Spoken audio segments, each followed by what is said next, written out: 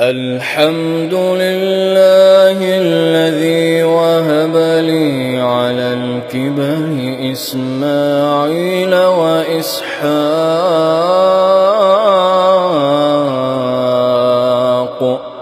إن ربي لسميع الدعاء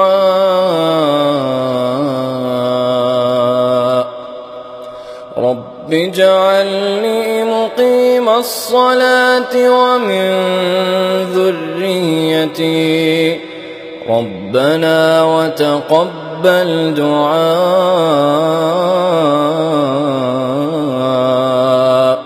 ربنا اغفر لي ولوالدي وللمؤمنين يوم يقوم الحساب.